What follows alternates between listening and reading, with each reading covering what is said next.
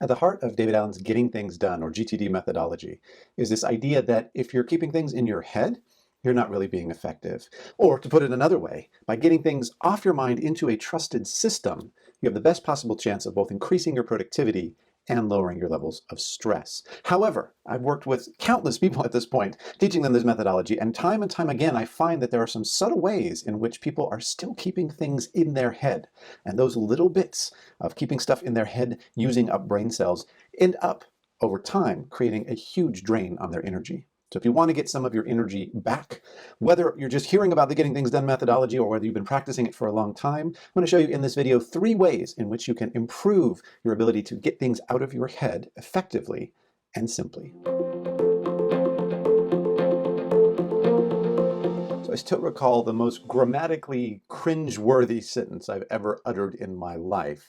I was sitting with a very senior person inside of a big company, and we were doing something called the mind sweep, which is a simple exercise to get things out of your mind, off your head, onto a piece of paper. And at one point, she turned to me and said, "Well, that's not important enough to write down." And I looked at her and I said, "Well, how often have you been thinking about that little unimportant thing over the course of the last week?" She said, "Oh, hundreds of times. It's just been going round and round in my head." And so I heard myself saying, it's too unimportant not to write it down. How's that for a double negative, right? But it's true.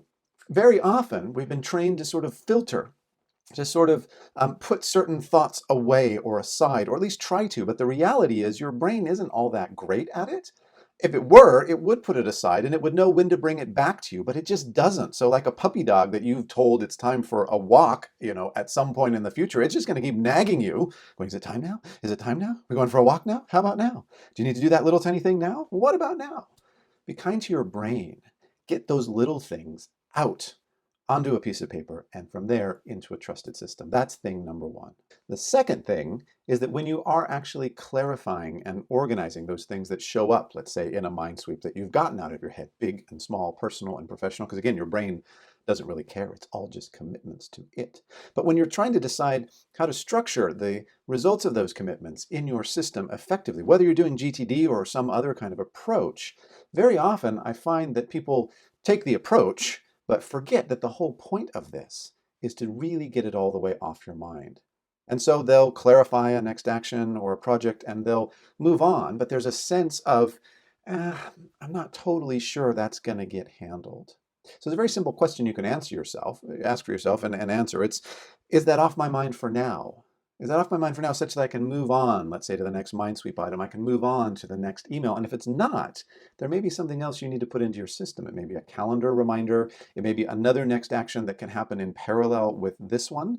But it's really important that you not just follow the kind of process or procedure, but actually make sure that it's off your mind at least enough that you can then give your full attention to the very next thing. So now you've gotten the stuff that's so-called too unimportant not to write down off your mind, all the big things, all the little things, and you've recognized that you really need to get stuff into a better system. Really need to clarify and organize it fully, so you're not tempted to start working out of your inbox again. Because frankly, when people do the Getting Things Done methodology, we shave years off your lives in just scrolling alone to try and find the stuff you need to do. But there's a third thing, and that is when you've actually structured your lists. You need to make absolutely sure that when you go to work from those lists, you aren't scanning down clear self-evident next action, clear self-evident next action, and yeah, what was I supposed to do there? What was that again? Those kind of things can hang you up tremendously. Rethinking is sinking. So make absolutely sure that when you encounter those kinds of things, that you restate them straight away, whether that's in a weekly review or in the process of actually going to use that list to figure out what to do next. When you see something that requires rethinking, get it captured so the next time you see it, you don't have to rethink that thing. That's the third one, and a really critical one as well. So the key with all of this is to notice when you're having to rethink stuff. At the very beginning, notice when your head is circulating the same things over and over, and get that out of your head. Notice when you're clarifying and organizing in a kind of perfunctory way, when you're, just sort of going through the motions and getting stuff into your system, but you're not really confident that you've got everything you need in there as a bookmark to effectively engage with it. and get it fully represented in your system in a way that you can really trust. Finally, when you are using that system, when you notice there are moments when you need to rethink, get that refined so that your future self, the next time you approach that, doesn't have to do that clarifying and organizing process yet again. It's all about awareness. It's all about noticing where you expend these little bits of extra energy to repeat the thinking process. And it may seem silly, it may seem small, it may seem trivial, because of course you're an intelligent person. You've done a lot of thinking in your life, and hopefully you have a lot left to go. But the reality is, these little improvements, you can call them aggregation of marginal gains or continuous improvement or Kaizen or whatever you want, these little bits of expenditure of psychological and neurological energy add up over time. My hope for you is that you will take this away. You will think once, think thoroughly, think carefully across all the different places that you do thinking and engage with your system to help and support you in that thinking. And that you'll get back some energy, you'll get back some focus, some clarity, and be able to put that toward all the good stuff in life. If you found this useful, please remember to subscribe. You'll get lots of other great videos just like this one from me and my colleagues.